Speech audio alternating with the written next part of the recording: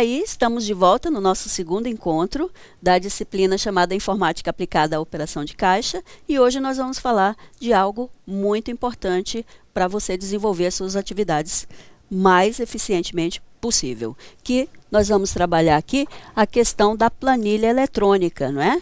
E especificamente o Excel, que é uma ferramenta que funciona como uma folha de cálculo.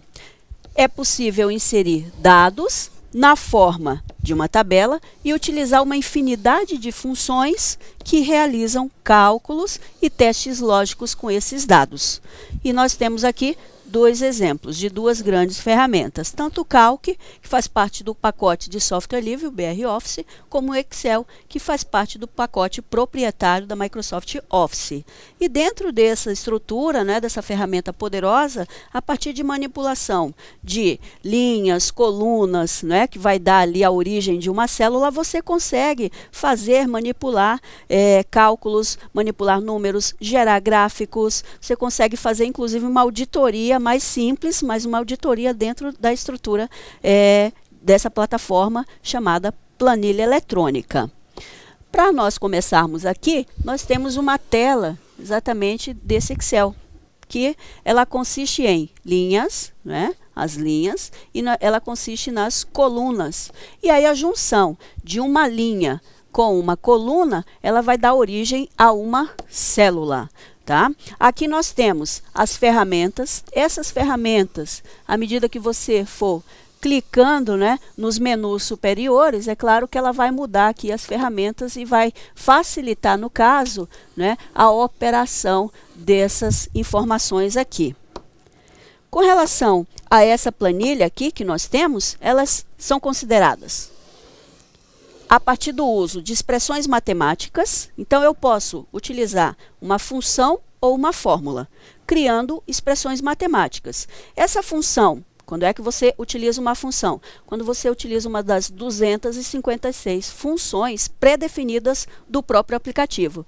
Quando é que você utiliza uma fórmula? Quando você cria a sua própria fórmula. Então, há essa possibilidade dentro desse processo aqui. Elas podem ser iniciadas com sinal de igualdade, inclusive, elas devem ser iniciadas com sinal de igualdade. Se for um número positivo, então, nesse caso, você poderá estar iniciando com o sinal de mais. E o próprio programa, ele vai, a partir do momento que você finalizar aquela expressão, quando você pressiona Enter, ele vai atribuir o sinal de igualdade para você, facilitando dessa forma a manipulação e vai ficar um pouquinho mais rápido, tá?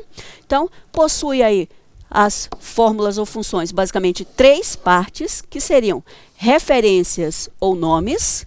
Quando eu trabalho com um determinado endereço, então eu devo pegar tanto a letra da coluna, né, como o número da linha que eu quero fazer essa manipulação. Quando eu trabalho com constantes, quando você especifica valores constantes naquela célula.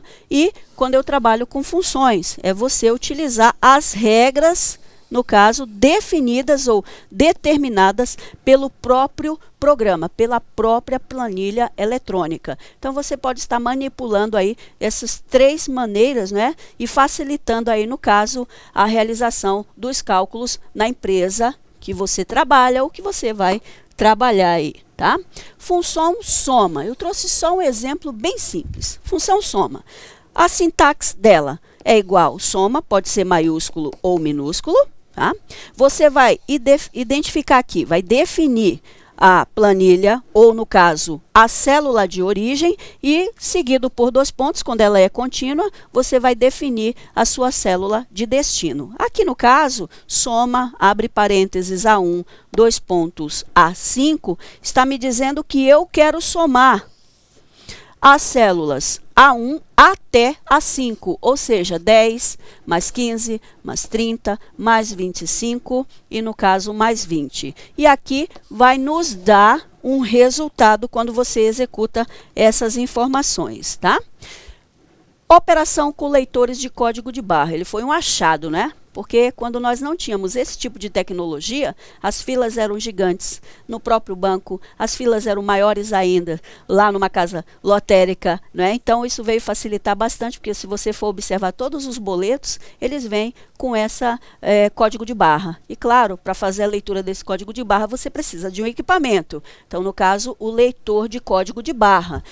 Esse código de barra, ele é uma representação gráfica de dados numéricos ou alfanuméricos. Quando é que ele é numérico, quando é que ele é alfanumérico? Isso depende muito de qual é o produto que está sendo manipulado. Existe uma legislação por trás disso que determina normativas para serem usadas de forma correta e adequada. Então, são utilizados para representar uma numeração atribuída a produtos, unidades logísticas, localizações, ativos fixos e retornáveis, documentos, cargas e serviços. Ou seja, ele é bastante abrangente. Ele é uma tecnologia, é um recurso tecnológico que pode ser aplicado a basicamente qualquer tipo de serviço que você precisa agilizar mais, no caso, a sua localização e até mesmo que evite que você faça a digitação dos dados lá, perdendo tempo, tá? Então, ele vai otimizar, nesse caso, o seu trabalho. Os benefícios, não é, de uso dos leitores de código de barras. Esses leitores de código de barra, eles apresentam como vantagens: facilidade na captura de dados.